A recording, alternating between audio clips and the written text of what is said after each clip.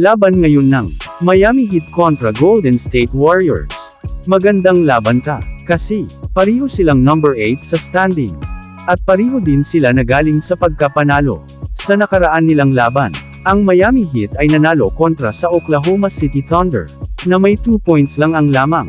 Sa final score na 122-120. At ito ay pinangunahan ni Bam Adebayo, na may 30 points, 12 rebounds, at 4 assists. Norman Powell, na may 19 points, 4 rebounds, at 4 assists. Kyle Larson, na may 16 points, 3 rebounds, at 2 assists. Andrew Wiggins, na may 15 points, 5 rebounds, at 5 assists. At sa bench naman, Simone Fontecchio, na may 13 points, 5 rebounds, at 3 assists. Myron Gardner, na may 11 points, 5 rebounds, at 1 assist. Kahit wala si Tyler Herro at Jaime Jack Jr. dahil sa DND injury illness, panalo pa rin ang Miami Heat. Dito naman sa Golden State Warriors, tinambakan lang naman nila ang Charlotte Hornets ng 20 points. Final score 136-116. Pinangunahan ni DeAnthony Melton, na may 24 points, 6 rebounds, at 3 assists. Draymond Green, na may 20 points, 3 rebounds, at 6 assists. Brandon Podziemski, na may 16 points, 6 rebounds, at 7 assists. Stephen Curry, na may 14 points, 3 rebounds, at 5 assists. Buddy Hield, na may 14 points, 3 rebounds, at 1 assist. Moses Moody, na may 12 points, 1 rebound, at 2 assists. Will Richard, na may 11 points, 6 rebounds, at 5 assists. At si Al Horford, na may 11 points, 2 rebounds, at 1 assist. Dinami na ng Warriors ang Hornets mula first quarter hanggang matapos ang laro. At ngayon, dito naman tayo sa laro. Miami Heat vs. Golden State Warriors. Tapatan ng magkakampi dati. Andrew Wiggins vs. Steph Curry.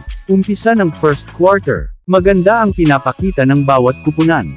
Palitan lang ng basket. Walang gustong magpaiwan sa score. Maganda din ang depensa ng bawat kupunan.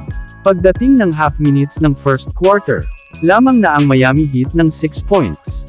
23-17. Medyo nag-struggle ang Warriors dito sa shooting. Kasi umaasim bago matapos ang first quarter, dahan-dahan nang nabawasan ang lamang ng Miami Heat. Sa pagtatapos ng first quarter, lamang na ang Warriors, 36-34. Sa second quarter, ganun pa rin ang laro. Palitan lang ng score, todo depensa ang bawat isa. Sa half minutes ng second quarter, lamang na ang Warriors, 49-52. Pagdating ng 3 minutes, nagsimula nang nagpaulan ng tres si Steph Curry, kaya nakalamang ang Warriors ng 8 points. Pero unti-unting tinapyasan niya ng Miami Heat, hanggang sa may baba nila sa 4 points. Kasama na dito ang inside points. Buzzer beater ni Norman Powell. Halftime score, 66-70. Third quarter, sinubukan ng habulin ng Miami Heat ang 4 points na lamang ng Warriors. Ngunit hindi sila makalamang, nang biglang na injury si Jimmy Butler sa play na ito.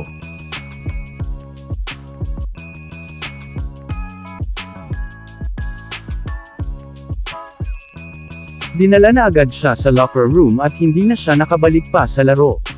At sa layup na to, ni GP2, hype na hype tuloy si Steph Curry. At lamang ang Warriors dito, ng 14 points, sa score na 75-89. Sa pagpatuloy ng laban, muling pinaulanan ng Warriors ang Heat ng kanilang tres. Pero ang Heat lumalaban pa rin. Hanggang sa pagtatapos ng third quarter, naibaba nila sa 11 points ang kalamangan ng Warriors.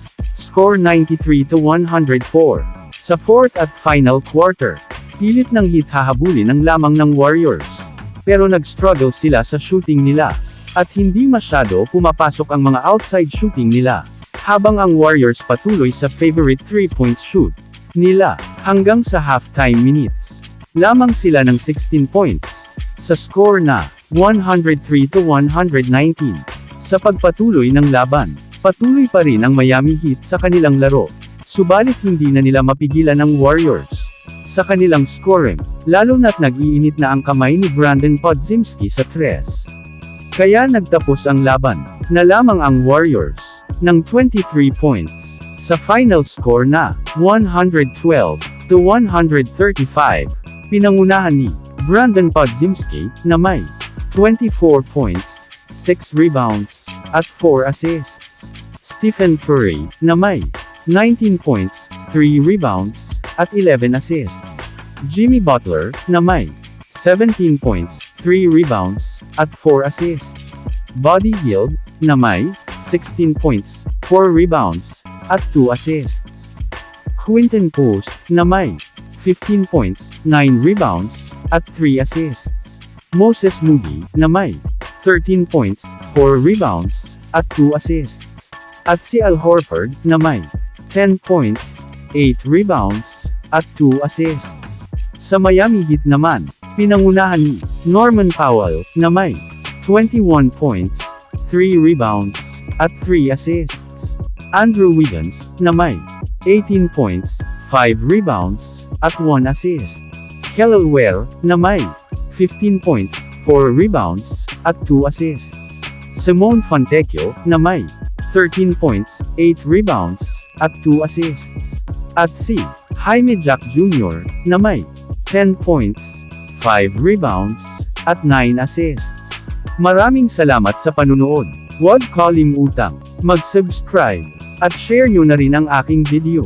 Sabay comments. Thank you for watching.